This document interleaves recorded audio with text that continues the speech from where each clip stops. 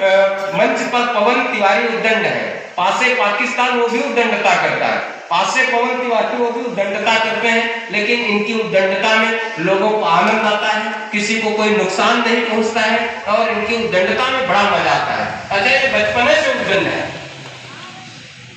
एक बार भगवान की इन्होंने बड़ी तपस्या की, भगवान प्रसन्न हुए, बोले बेटा वर मांगो। इन्होंने कहा प्रभु आप गलत समझ रहे हो, हमने वर पाने के लिए तपस्या नहीं की, वधू पाने के लिए तपस्या। भगवान ने कहा शाबाश, हिंदू हुए तो तुम्हारी शादी करिश्मा कपूर से करा देंगे, ईसाई हुए तो मुस्लिम हुए तो कैटरीना कैफ से करा देंगे, ईसाई हुए तो जेनेलिया से करा देंगे, वैसे बेटा तुम्हारा नाम क्या है? उद्दंड की बचपन के उद्दंड। इन्होंने कहा प्रभु मेरा नाम मोहम्मद पवन डिसूजा है। भगवान ने भी माथा टोका, बोले बेटा तब तो तुम्हारे लिए राखी सावंत भी ठीक रहेगी। एक बार जोरदार तालियां बजाइए पवन तिवारी उद्दंड आपको हंसाने को दिलाएगा। बहुत बहुत धन्यवाद आदरणीय संचालक जी। मां साहब के कमल चरण को निहारते हुए साहित्य के धनी इस मंच को प्रणाम करता हूँ।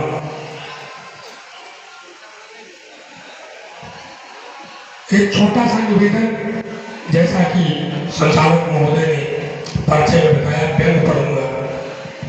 समय कम है, समय का पूरा ख्याल रखूंगा। 10 मिनट का समय कभी को दिया गया है, प्रयास ये होगा कि 8-7 मिनट आपके बीच में। क्या बात। और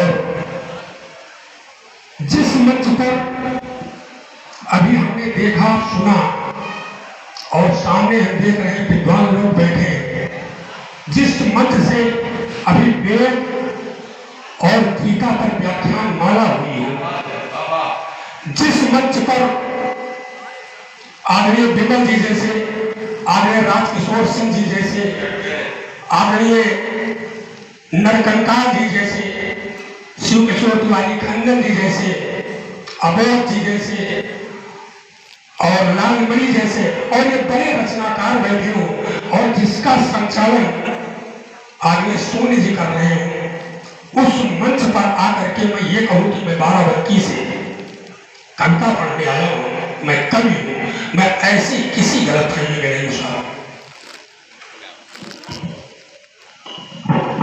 आइए मैं शुरुआत करता हूं। प्रथम शारदे मां चरणों का अर्चन बंदन कर लूं मैं। प्रथम शारदे मां चरणों का पूजन बंदन कर लूं मैं। संत पथिक इंटर कॉलेज के माटी को चंदन कर लूं मैं। अरे अभी तो पूरा दिन ही पड़ा है, कविता भी हो जाएगी।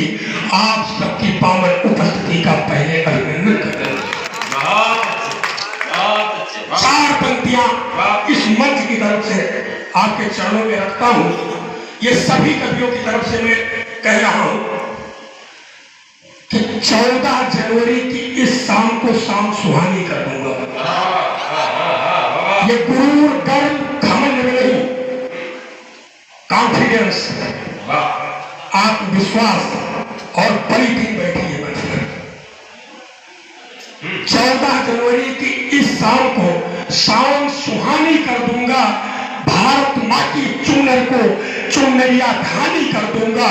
और 2-2.5 घंटे की मोहलत आप अगर ले आए हैं, आप दूध को दूध और पानी को पानी कर दूंगा।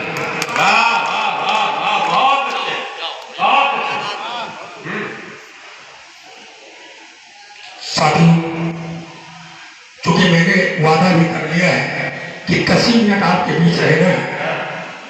ये माइक लगा है, माइक वाले भैया को धन्यवाद देना चाहता हूँ। अभी परसों पटरंगा में कार्यक्रम था और माइक वाले भैया ने गले की क्या दशा कर दी, आप सब लोग देख रहे हैं। आपका माइक हमारे किसी कब का गला नहीं खाएगा ऐसा, इसलिए आपको धन्यवाद। अच्छा ही माइक करता है, जैसा मैं तो कई वर्षों से आ रहा हूँ, उसका कारण भी मैं जानता हूँ। आदरणीय श्रीकांत जी कार्यक्रम खत्म होने के तुरंत बाद माइक वाले का पेमेंट कर देते जी। आइए मैं पेन पढ़ता हूँ और शुद्ध पेन पढ़ता हूँ। मैंने अभी निवेदन किया कि जिस मंच से गीता और वेद पर चर्चा हुई हो, अभी जब विद्वान लोग मैं देख रहा हूँ सामने बैठे हैं आप लोग, आपके सामने मैं चुटकुलेबाजी करूं, भले उदंड हूं, लेकिन इतनी उदंडता करने की हिम्मत मेरे अंदर नहीं है कि मैं इस मंच पर चुटकुलों से काम चला करके चला जाऊं। शुद्ध दिल आपके चरणों में रखता हूं। एक गर्भवती स्त्री, प्रतिक्रिया विहीन चेहरा, जाने अपनी किस्मत पर हंस रही थी या रो रही थी। नवनिर्मित हो रहे मकान में ईंटें हो रही थी। उसके सर पे रखे कई ईंटों का बोझ उसके पेट के बोझ से कम था।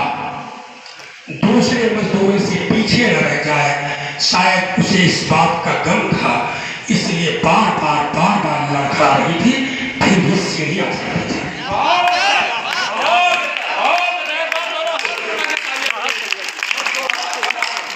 इसलिए बार बार लड़खड़ा रही थी, फिर भी सीढ़ियां चढ़ती जा रही थी। मुझे देश के सभ्यता और नारी उत्थान जैसे कार्यक्रमों पर हंसी आ रही थी। जाने सर्व से या पेट के बोझ से धरती एक तरफ को धंसी जा रही थी। मुझे देश की सभ्यता और नारी उत्थान जैसे कार्यक्रमों पर हंसी आ रही थी। जाने सर्व से या पेट के बोझ से धरती एक तरफ को धंसी जा रही थी। मैंने पूछा, तुम्हें इस हाल में सीढ़ियां चढ़ते हुए नहीं लगता डर? मैंने पूछा तुम्हें इस हाल में सीढ़ियां चढ़ते हुए नहीं लगता डर? मेरे कानों से टकराया एक खनकता हुआ स्वर, डर। बाबू जिसमें डरने की क्या बात है? आज मैं बात कही कि चरणों में रखता हूं पंक्तियां।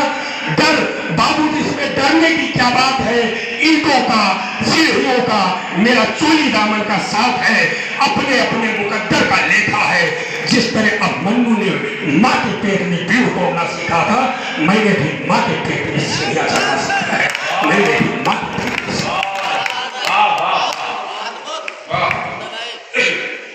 एक छोटी सी बेटी रचना और आपके चरणों में करके अपना स्थान लेता हूं। बेटी के जीवन में एक दहेज बहुत ही क्या कहा जाए विडंबना है।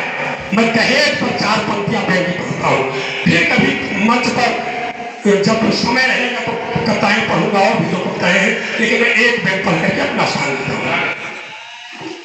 शीर्षक है भिखारी।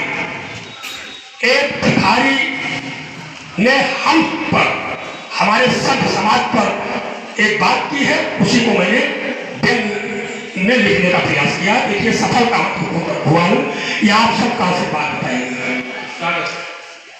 शहर के माने हुए रईसों का इलाका, शुक्र, शहर के माने हुए रईसों का इलाका, गगन चुनती कोठी, चमचमाती कार, बावर्दी सोफर, गेट पे चौकीदार, साहब सूट बूट में, शायद अच्छे मूड में, साहब सूट बूट में, शायद अच्छे मूड में, विदेशी कार से फाटक तक आए।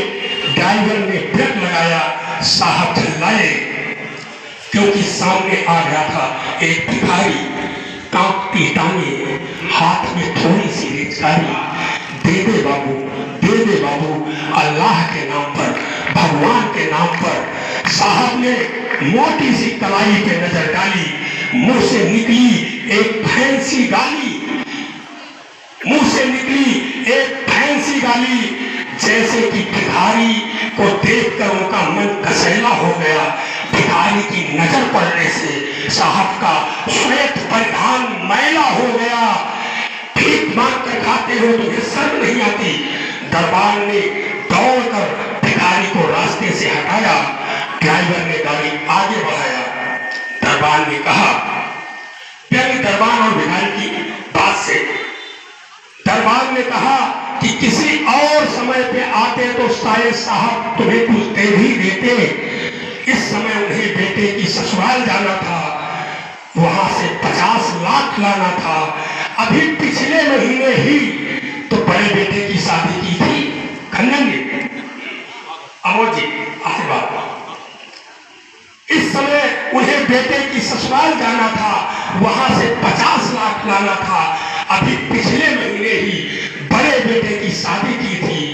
50 लाख की पहले किस शादी में ही थी। 50 लाख की पहली किस्त शादी में ही ली थी।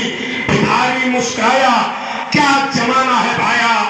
लोग चेहरों की झुर्रियों से, कपड़ों के पैबंदों से दूसरों की औकात ताकते हैं, अपने गिरबान में नहीं झांकते। लोग चेहरों की झुर्रियों से, कपड़ों के पैबंदों से दूसरों की औकात ताकते हैं, अपने गिरबान में नहीं झांकते हैं।